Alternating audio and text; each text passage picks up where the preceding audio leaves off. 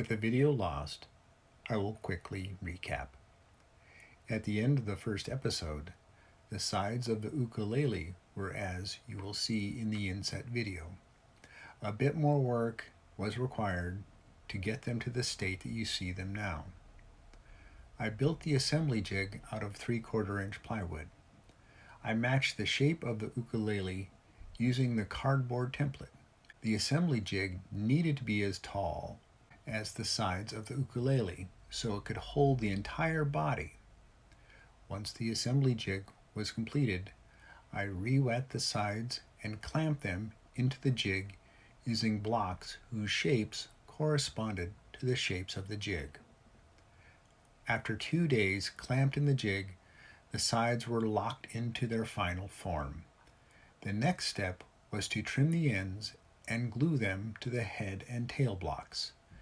The original ukulele had only a head block, but I'm adding a button peg so that we can add a strap, and for that we will need a tail block. I could not use the existing head block, so I made a new one from some monkey pod wood that I salvaged. The tail block was made from a piece of oak that I salvaged from a shipping pallet.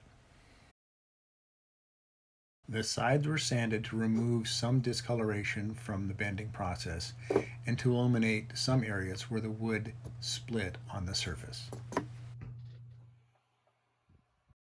When the sides came out of the jig, the pieces were not aligned properly on the head block. Because I used hide glue, I can heat up the head block area, detach the misaligned sides, and re-glue it.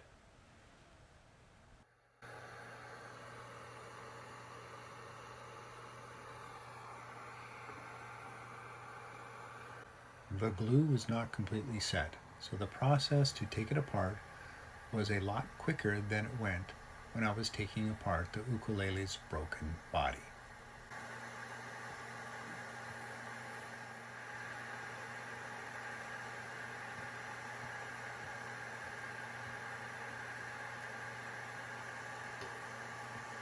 That was easy, and there was no damage to the wood.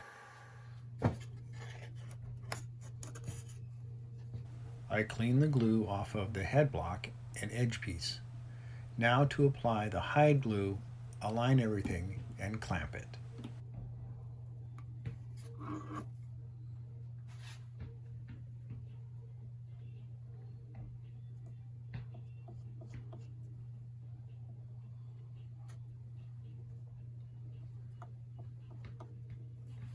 I want to get an even application of glue and to make sure I also have glue on the end of both of the side pieces.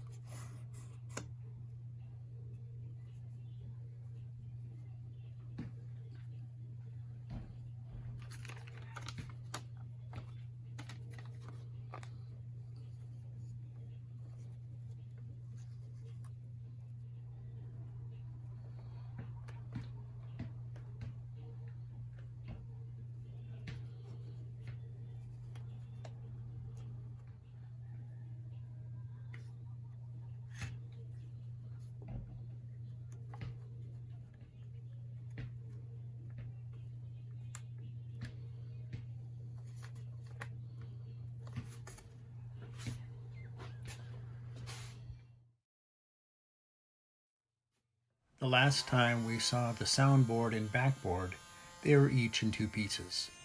They have been edge glued and marked to indicate which is the soundboard and the backboard. I also wanted to show which side of each would be inside and outside the ukulele. The glue on the soundboard and backboard are dry. I'm going to sand each of them on both sides. I start with 120 grit, then move to 150 grit, and finish off with 220 grit.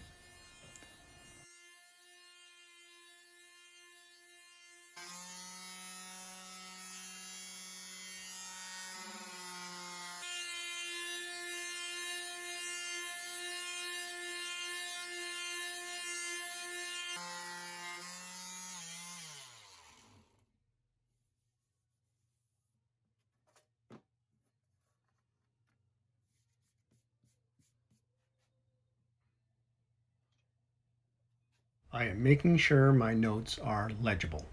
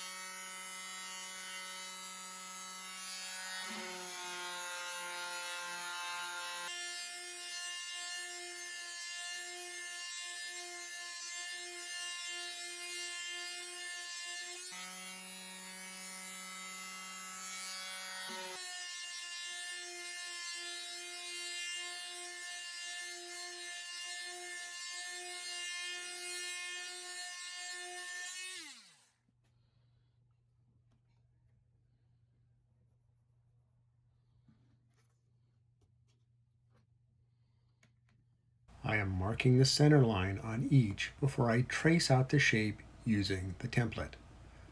All of my marks will be on the inside of the finished ukulele.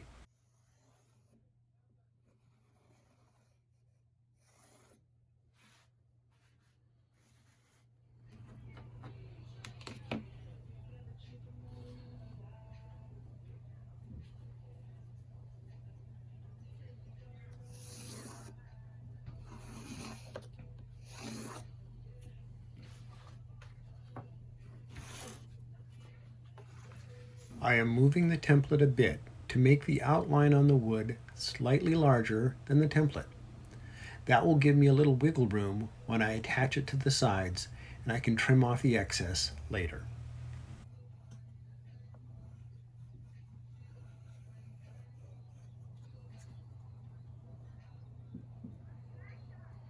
If you look closely, you can see that I moved the template just a bit lower before outlining the bottom of the soundboard.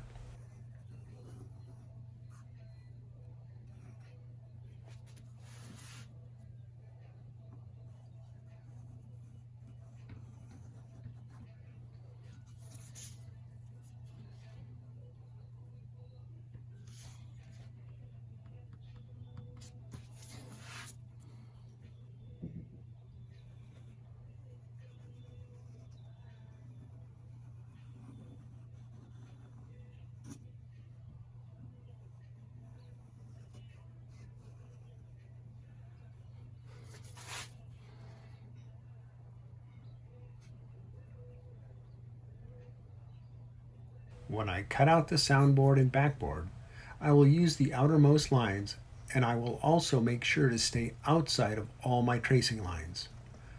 Again, to make sure I don't cut off too much and give myself some wiggle room.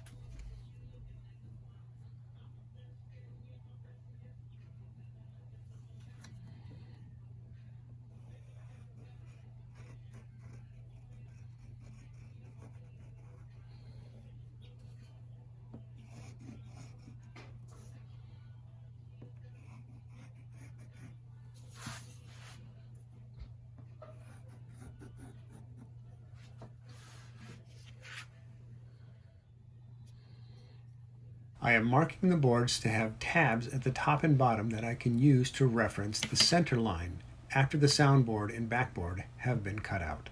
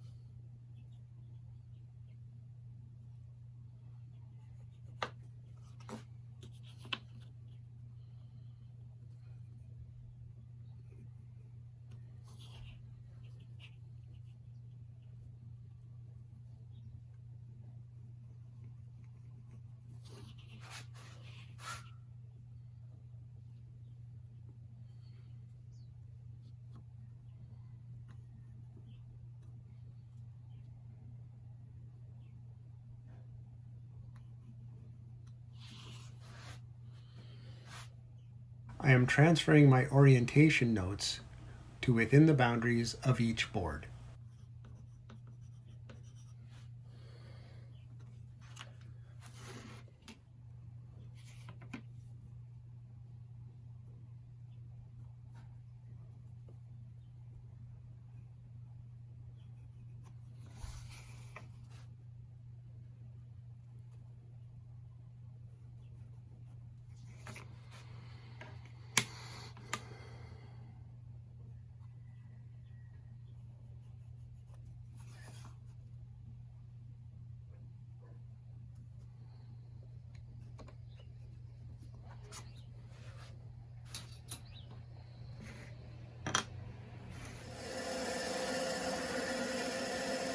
I have a fine-toothed blade in the bandsaw and will stay outside of my lines as I cut out the soundboard and backboard. Let's speed this up a little bit.